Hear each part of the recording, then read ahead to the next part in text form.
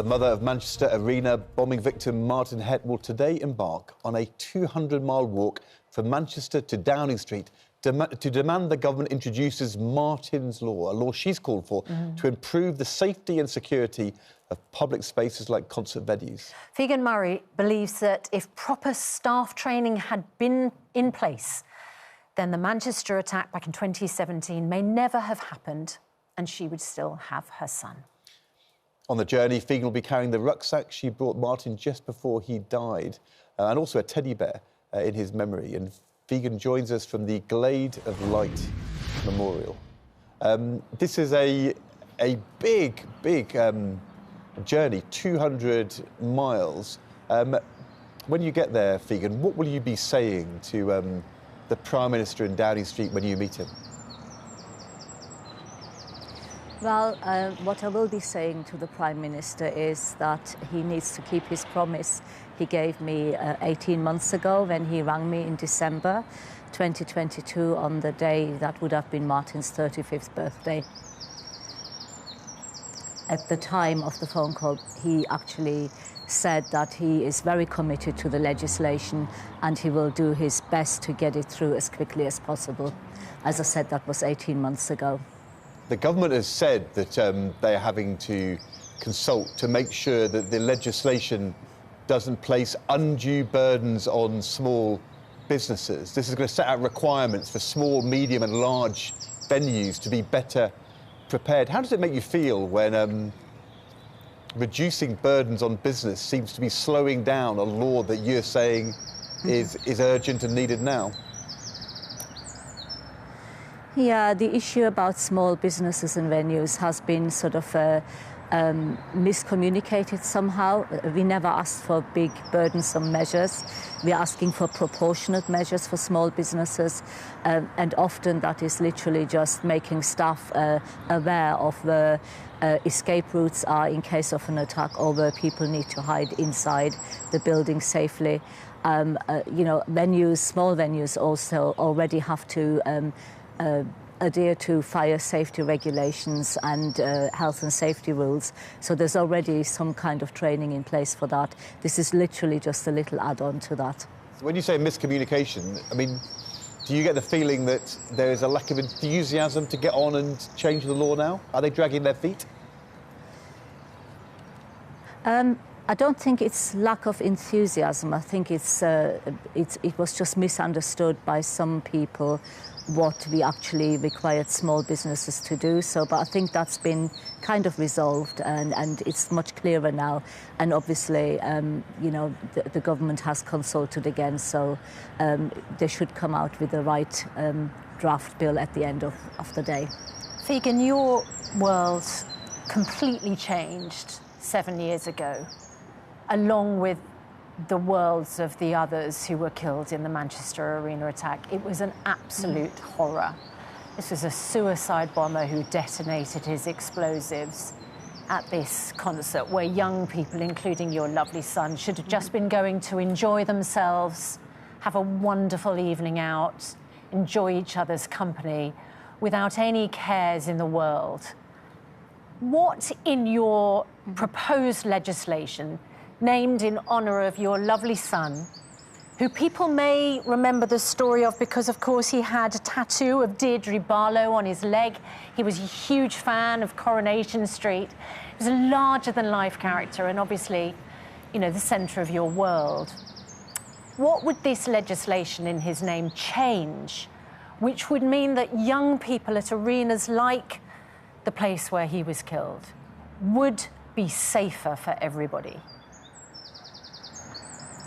Well, at the moment, there is absolutely no legislation in the UK or anywhere else in the world, to be honest, because Martyn's Law has attracted international interest. But at the moment, there is no legislation to say that venues of any size or shape have to keep people safe.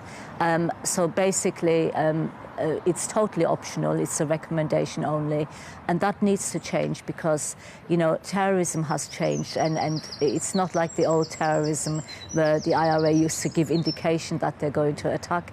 Nowadays, modern terrorism can literally be that a terror attack can happen anytime, anywhere, any place, and that obviously is a concern.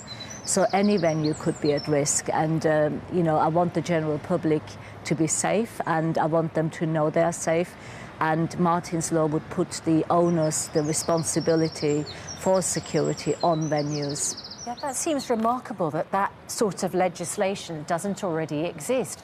One of the things that I think a lot of people will wonder were there bag checks as people went into the concert, the Ariana Grande concert, back in 2017? And, you know, you'd think with a venue of that size and that much of an obvious target at which it became, that people's bags would be checked. Is that something that you think would make people safer? Because it seems like something which would be an obvious safety protection. Well, that's the problem, because there is no legislation. Even when bag checks are carried out up and down the country now, it is hit and miss. Some venues do it really well, others do it not at all. Others do just a token gesture. It's not regulated at all, so therefore we're asking for Martyn's Law to make it more effective, because ultimately with Martyn's Law the responsibility for safety will be, the accountability will go up to the boardroom level, and people will take note of security then.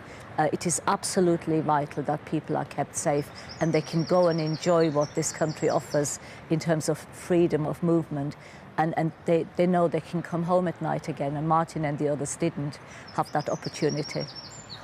Figen, you know, you are doing everything you can to campaign for other people's safety in the wake of what happened to your lovely son. And I know Yes. that you are talking about this epic walk. It's 200 miles. You're going to be walking for hours every single day until you get to Downing Street. But you're talking about carrying Martyn with you, aren't you? And you have with you something quite special. Can you just describe to us what that is? Yeah, Martyn was meant to go to America on a 2-month trip of a lifetime. The week he died, actually, on the Wednesday, but obviously he never made it. So bought him a massive big backpack for the 2-month trip. But I also said to him, you need a little rucksack for your day-to-day going around towns. And I had a little rucksack that I gave him to take with him. And of course, he never used it. But I feel it's very important to me that I carry that on my back every time I walk now, because it's like carrying him with me somehow. Yeah. And I have a bear in his memory, and the bear is in the rucksack peeping out. Oh, can we have a look at the bear that's peeping out, Figen? There he is. Oh, my gosh. Yeah, that's a beautiful symbol. There you go. Isn't it? That's a beautiful symbol. Thank you. Yeah. I know that Martyn knew that you created those bears before he died. It was something that you did anyway, and he was fully supportive. Yes. And then you created that bear in his memory. Look, Figen, thank you so much for being with us this morning. Good luck on your walk. Good luck with the Prime Minister. We all want our children to be safe. Thank you. There'll be so many of our viewers who are willing you on every step of the way, and very, very kind of moved that you are doing this for other people, so that you can change things for the future. So thank you. Thank you so much. Thank you. Good luck. A Home Office spokesperson says, we're committed to bring in Martyn's Law, legislation that will better protect the public from terror attacks. We're now in the final stages of drafting the legislation, and it will be brought in as soon as possible. And you're affected by any of those issues, you can find advice and support, itv.com/helplines.